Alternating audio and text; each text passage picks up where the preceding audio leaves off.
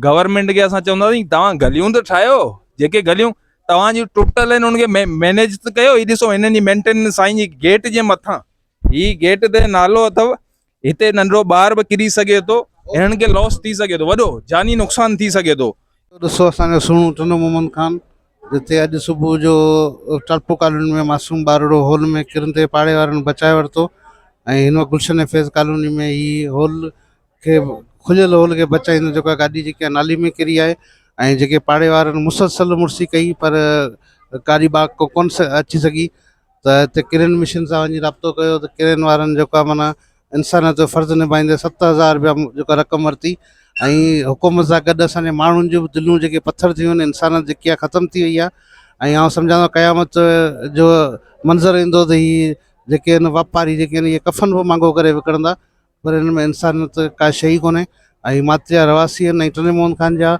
तक़रीबन गुलशन फैज़ कॉलोनी में कारियुनि जी घिटी ताईं सभु हॉल खुलियल आहिनि, मीर गुलाम अली पार्क जा हॉल खुलियल आहिनि, टालपो कॉलोनी जा हॉल खुलियल आहिनि ऐं जेके बि कॉलोनी ठहिनि तक़रीबन हॉल जेके आहिनि उहे खुलियल आहिनि। ऐं मासूम ॿारनि बुज़ुर्ग ऐं औरतूं ऐं नौजवान जूं ज़िंदगियूं ख़तरे में आहिनि। ऐं हॉल एतिरो थी वॾो आहे जो तव्हांखे यादि हूंदो त अनाज मंडी में जेके सुपर कमु करे रहिया हुआ ॿुॾी मरी विया हुआ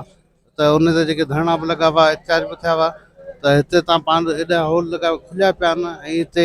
कई मोटरसाइकिलूं किरनि थियूं ऐं कई वाक़िया दरपेश आहिनि जेके सोशल मीडिया ते कुझु हलिया बि आहिनि कुझु कोन बि हलिया आहिनि, पर 1 करोड़ रुपयनि जी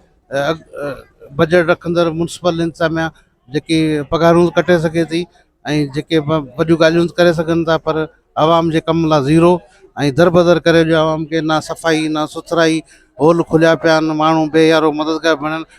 दुनिया वञी चंड ते पहुती आहे। असां उन खंडरात में ॾींहों ॾींहुं वधंदा पिया वञूं, पर हिते को बि नोटिस वठण लाइ को बि तयारु कोन्हे ऐं अफ़सोस जहिड़ो मुक़ाम आहे। ऐं इंसानियत इहा आहे त कंहिंजी हेल्प करण लाइ अॻे जेके इंसानियत हूंदी उहा हींअर ख़तमु थी चुकी आहे ऐं हिते पैसा सिर्फ़ु पैसा खपनि। ऐं हीअ किरन वारो बीठो आहे 7000 रुपया वरिता आहिनि ऐं 5 मीटर जो कमु बि कोन्हे, इहो 5 मीटर जो कमु कोन्हे, उन जा 7000 रुपया वठी माना ख़बर आहे मजबूरनि गाॾी फाथी पई आहे त मूंखां किरन खां असां कोन निकिरंदी ऐं कार आहे माना वॾा पैसे वारा ज़हन में ठहियल आहे खाको ऐं उहो 7000 रुपया जेके आहिनि उहे पंहिंजो किरायो वरितो अथनि। हीअ किरन मिशन आहे, अफ़सोस जो मुक़ाम आहे।